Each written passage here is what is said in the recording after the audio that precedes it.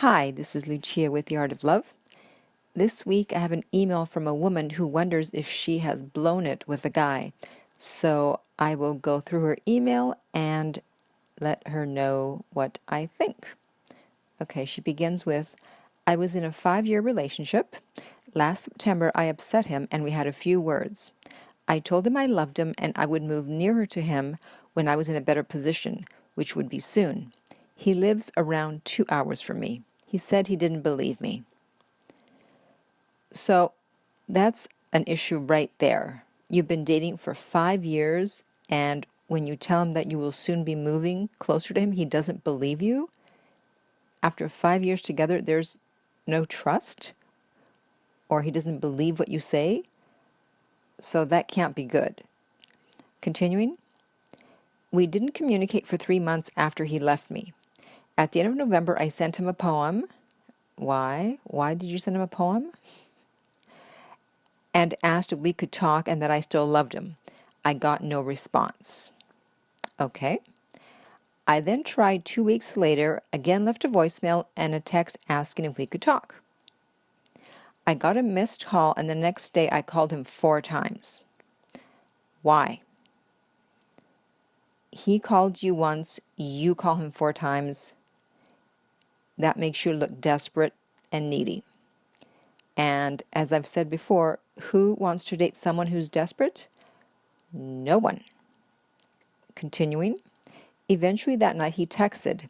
He had nothing to say to me, except that I had left it too long. Oh, please. People get back together after 6 months, a year, 2 years, so that's just an excuse. Oh, well, you waited too long. 3 months is just too long, so too bad it's over. Nah, that's an excuse. I asked if I could call him, and he just repeated what he said. I was heartbroken. I left it another week, and I tried again. He responded by saying he's too busy to talk. So now you're coming across as a text stalker. You keep texting him. He doesn't respond. You keep texting. He tells you he's not interested anymore. You left it too long, allegedly. And yet you just keep trying and trying and trying. And my question to you is, why? Do you think that the more you bug him, you'll eventually wear him down? You don't see that's actually a turnoff? Okay. I then sent a text that night. Gee, what a surprise. Saying I respected his feelings and would get on with my life and that I loved him, etc. No response. Of course, because he's over it. And you keep saying you tell him that you love him as if that's supposed to make everything better. You're coming across as needy and very low value, and saying I love you it's not like the magic formula, the magic words. Oh, well, no matter what I do, I'll just say I love you and that'll fix everything. No, not at all. No response. He's done with you. Okay, on New Year's Day, I was a mess and I drove to his place, but he wasn't in. So you drove 2 hours. I texted him thinking he was there and asked if we could talk. This all ended up with me looking very foolish, and he was very upset with me for my actions. Yes, because before you were just stalking via text, and now you're stalking in person. Now you drive over there when he's told you that it's over and he doesn't want to see you anymore. And the reason that you say you couldn't take it anymore is because you were you were a mess. You were having separation anxiety.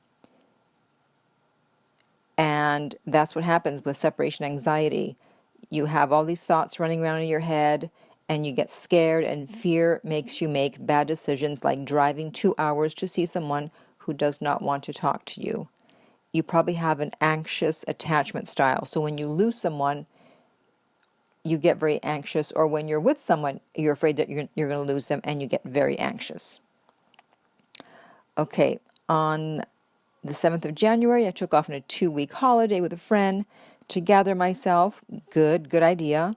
Do some healing. At the airport, I sent him a text.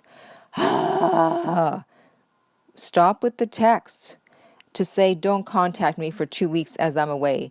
Really? I mean, you really had to do that? I know you thought that he would answer you. That was just your manipulative way of trying to get him to respond. But again, you're just making yourself look more low value and more foolish. He wasn't contacting you anyway. He hadn't contacted you in months. And you contact him to say, don't contact me? Does that sound sane and rational? Okay, don't contact me for 2 weeks as it'll cost money if you do.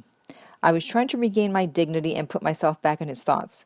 Oh, trust me, you're in his thoughts, but unfortunately the thoughts are not good. And you don't regain your dignity by continuing to text him when he has clearly shown you that he doesn't want you. I know I'm being harsh, but I really need to get this message across to you and to anyone else who's in this position that's currently listening to this. I have not made contact since I got back. We had plans. I thought we were in love. Do you feel I've blown it? Well, I don't know what possessed me to contact him like that after 3 months. As I already said, that was separation anxiety. I've not said anything bad, only declared my love to him. Okay, so that's like a stalker, like an actual stalker, keeps showing up at someone's house and saying, but I'm not doing anything bad. I just want them to know I love them. But I'm not doing anything bad. I just want them to know I love them. But I love them. But I love them. That's not an excuse to act this way. He knows you love him. The fact you won't leave him alone and the fact that you keep saying it, it's not like he doesn't know. You keep saying I love you. You keep thinking, well, he doesn't know I love him, so I got to show him. So I got to keep texting, and I'm going to go over there and I'm going to let him know I love him, and then he'll be back. No, he knows. He already knows you're beating it like a dead horse.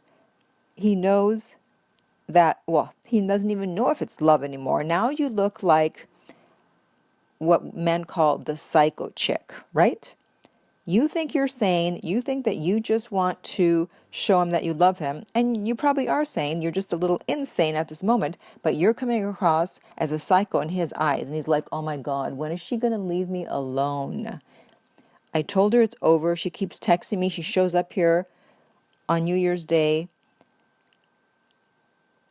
And so you ask if you've blown it with him? I would say at this point, probably, yeah. I mean, you never know. I've seen other things turn around. And your final question is, I'm taking your advice on no contact. Oh, now you're taking my advice on no contact. Great. If you had taken it when you first broke up, you might not be in this situation. But obviously hindsight is 2020. You know, you can't hound someone like that who has told you they don't want to be in a relationship with you. It doesn't work. And I know people do this all the time. People break up with them and they hound them and they text them and they beg them, and it rarely works. And if it does, trust me, it doesn't last very long again, because the same issues and problems are there, except now you look even worse. Now you're more low value than before because of how you reacted and how you acted during the breakup. So I would say leave him alone, work on yourself, find out why you can't let go, work on your life so that you're happy, and don't count on someone else to make you happy. That's the real key to this situation. Right, so if anybody has any questions or comments about this, you can contact me at my website, theartoflove.net. If you're listening to this on iTunes, I would appreciate if you would rate and review my podcasts. And finally, remember that love inspires, empowers, uplifts, and enlightens.